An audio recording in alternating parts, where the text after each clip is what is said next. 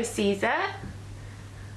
Look who's come to say Happy New Year. A giant cat. Oh.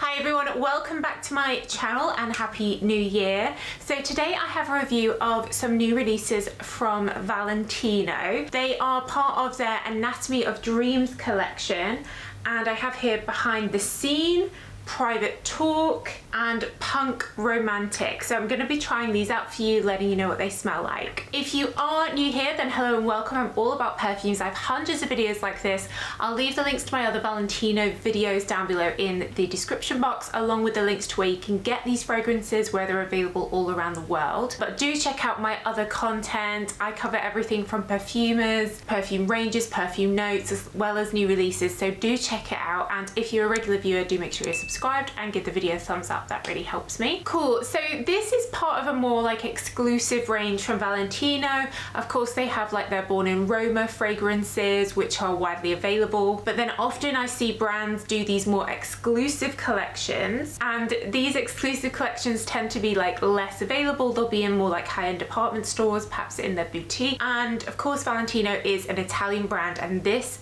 collection is inspired by the hedonism of Rome, and there are 7 different fragrances in the line, and they have kindly sent me 3 to try. They come in these quite heavy, quite thick glass bottles. So I'm gonna start with Punk Romantic. It says that this one, Punk Romantic, love has no rule. From this conceptual subversion comes the unexpected encounter of vanilla and olive wood accord. I don't know if I've ever smelt an olive wood accord. So this one is definitely vanilla-y and deep and sweet in a warm, woody way. I think that is a very accurate description actually there, like a woody vanilla. These are all unisex, of course, and it's that vanilla, they often describe it as like vanilla bourbon, that to me smells kind of like a vanilla pod, rather than like a sugary vanilla, you know, cupcake or something. It's much deeper, warmer, definitely woody. It's in some of the other Valentino fragrances as well, like the Volsce Viva Intense has that like bourbon-y vanilla in. I really like that one. It's very warm, very cozy, definitely very unisex, but and still quite wearable. I think this would be lovely. I'm really getting the woody notes now, like reminding me a little bit of the sort of like a log fire in the winter, that kind of vibe. It's really projecting from one smell. Like I can tell that these are quite heavy, intense perfumes. I think this would be really nice on a man as well as a lady, and it is a little bit sexy with that vanilla, probably definitely more like autumn winter, or I think you could wear this during the day in the autumn winter, or nighttime maybe in sort of spring summer if you want something like quite deep still in the night. I really like that. I would definitely wear that. That is a really beautiful, deep, mysterious vanilla. So next up we have Behind the Scene, obviously spelled S-E-E-N, so it's like a play on behind the scenes. The secret gestures and atmospheres of couture are unveiled by an unprecedented blend. The enveloping strength of vetiver resonates with a textured hazelnut accord.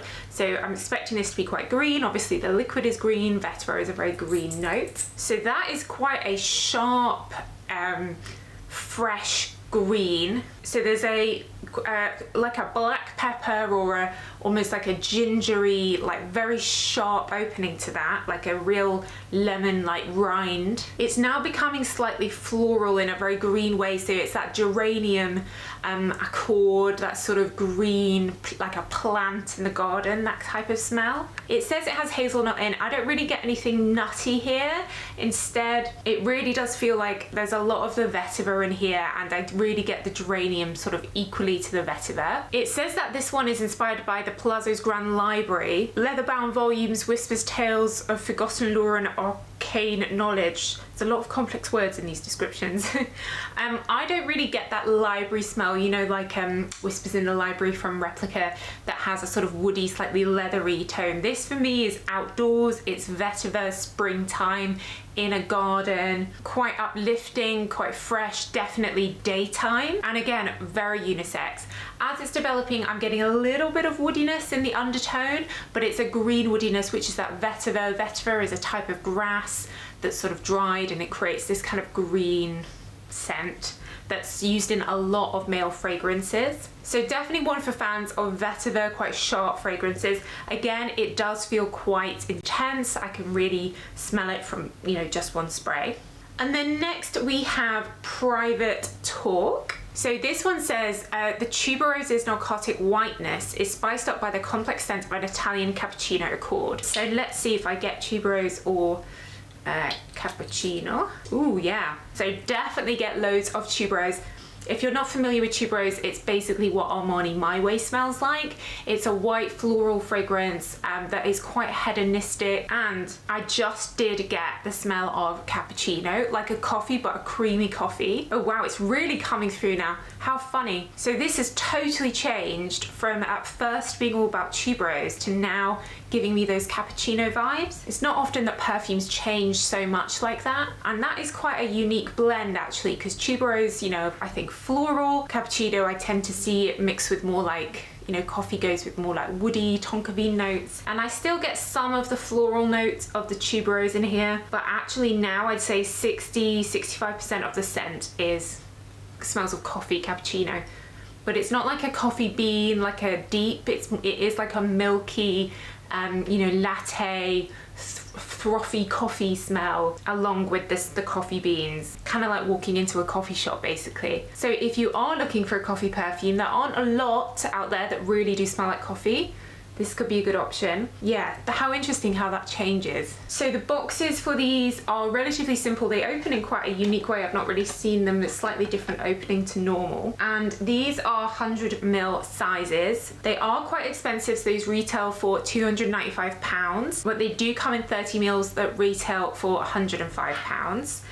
But I have to say they do smell strong. I can, you know, tell that they probably are made in we're using quite a lot of perfume oil. They feel heavy. You know, they're described as parfum rather than eau de parfum, which means that they should have a decent amount of perfume oil in there, like at least 20%. So in this case, you probably do get what you pay for. I do really like this punk romantic one. I think I'll be wearing this now. We're in January, it's cold. It's giving me those cozy fireplace vibes. I think the coffee note in this is really unique and quite unusual. And then the behind the scenes one with that fresh green note, definitely one for fans of like that sort of garden spring light crisp green type fragrance they're looking for, because often those scents can be quite light. That one definitely is strong. So guys, let me know if you've managed to try any of these or any of the others in the range. Let me know your thoughts. Which one do you think would be your favorite?